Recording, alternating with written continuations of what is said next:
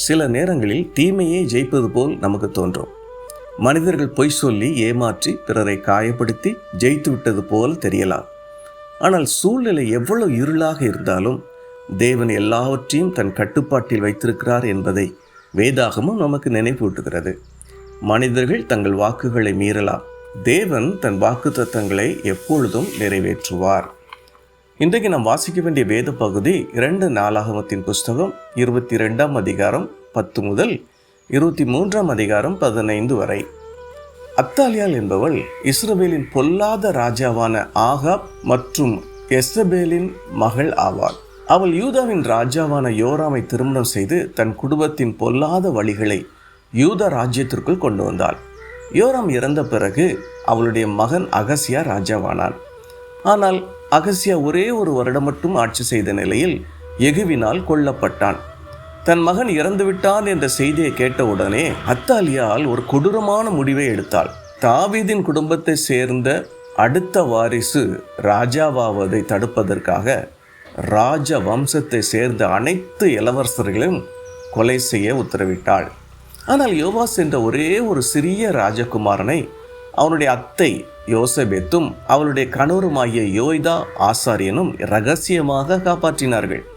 அத்தாலியாள் யூதாவிலே ராணியாக ஆட்சி செய்த 6 வருடங்களும் அவர்கள் அந்த சிறுவனை தேவனுடைய ஆலயத்தில் பாதுகாப்பாக மறைத்து வைத்திருந்தார்கள். அத்தாலியாளின் ஆட்சியில் விக்கிரக ஆராதனை பெருகியது, கர்த்தருடைய ஆராதனை புறக்கணிக்கப்பட்டது. 7ஆம் வருஷத்திலே யோய்தா ஆசாரியன் தைரியமாக அந்த இளம் ராஜகுமாரனாகிய யோவாசை ஜனங்களுக்கு வெளிப்படுத்தினார். ஆசாரியர்களும் லேவியர்களும் இராணுவ தலைவர்களும் ஜனங்களும் யோவாசை உண்மையான ராஜாவாக முடிசூட்டினார்கள். இந்த கொண்டாட்ட சத்தத்தை கேட்ட அத்தாலியாள் ஆலயத்திற்குள் ஓடி வந்து துரோகம் துரோகம் என்று கத்தினாள்.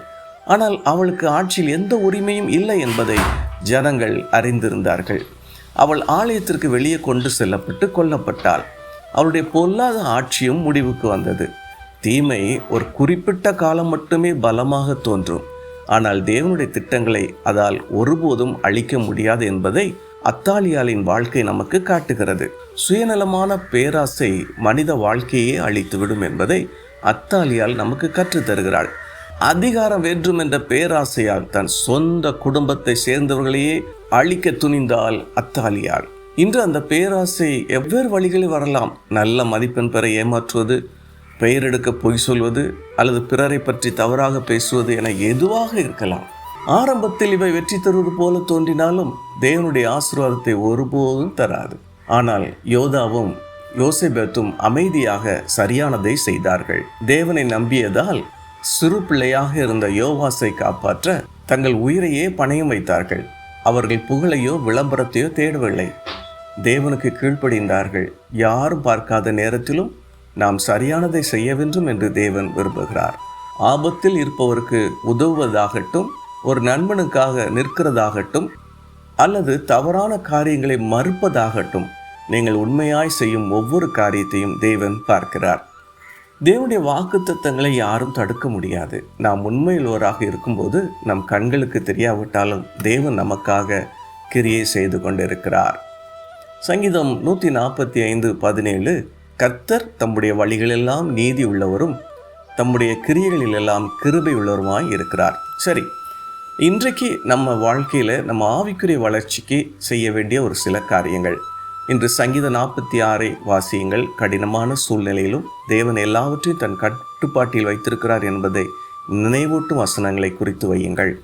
நம்முடைய அறிவு சார்ந்த வளர்ச்சிக்கு சுலபமான வழியை தேர்ந்தெடுப்பதா அல்லது சரியான வழியை தேர்ந்தெடுப்பதா என்ற குழப்பம் உங்களுக்கு வந்த தருணத்தை யோசித்து பாருங்கள். அந்த அனுபவத்திலிருந்து நீங்கள் கற்றுக்கொண்டதை எழுதி வையுங்கள். நம்முடைய சரீர வளர்ச்சிக்கு இன்று வீட்டில் உள்ள ஏதேனும் ஒரு வேலையை யாருடைய தூண்டுதலும் இன்றி நீங்களாகவே முன்வந்து செய்யுங்கள். மகிழ்ச்சியோடு பிறருக்கு உதவுவதும் தேவனை மகிமைப்படுத்துவதும் ஒரு வழியே. நம்முடைய சமுதாய வளர்ச்சிக்கு இன்று சமாதானம் பண்ணுகிறவராக இருங்கள். யாராவது தனிமையாகவோ அல்லது அநியாயமாகவோ நடத்தப்படுவதை கண்டால் அன்புடன் அவர்களை சேர்த்து கொண்டு அவர்களை உற்சாகப்படுத்துங்கள். ஜெபிப்போம். அன்பின் பரலோக பிதாவே, ஆசீர்வாதமான இந்த நாளுக்காக ஸ்தோத்திரம். பல நேரங்களில் நன்மை செய்து பாடு அனுபவிக்கிற சூழ்நிலையிலே நாங்கள் செல்ல வேண்டியதாய் இருந்தாலும், ஆண்டவரை தீமைதான் விழுகிறது என்ற சூழ்நிலை இருந்தாலும், கர்த்தாவே நீர் உம்முடைய வாக்கு தத்தங்களில் உண்மை உள்ளவராக இருந்து எங்களை காக்கிறீர். அதற்காக ஸ்தோத்திரம். எல்லா தீமைகளையும் எங்களை விட்டு அகற்றி, எல்லா பொல்லாத கண்களுக்கும் எங்களை விலக்கி காத்து, இயேசுவே உம்முடைய அடைக்கலத்தில் எங்களை வைத்து என்னை காக்கும்படி நாங்கள் ஜெபிக்கிறோம். எப்பொழுதுமே நீர் எங்கள் மீது அன்பு பாராட்டுகிற தயவுக்காக உமக்கு ஸ்தோத்திரம். அந்த சிறு பையன் மீது கர்த்தர் பாதுகாப்பை கட்டளிட்டது போல எங்கள் ஒவ்வொருவருக்கும் பெரிய பாதுகாப்பை கட்டளிடுங்க. இந்த நாள் முழுவதும் எங்களுக்கு ஆசீர்வாதமாய் இருக்கட்டும். இயேசுவின் நாமத்தில் ஜெபிக்கிறோம் நல்ல பிதாவே. ஆமேன், ஆமேன்.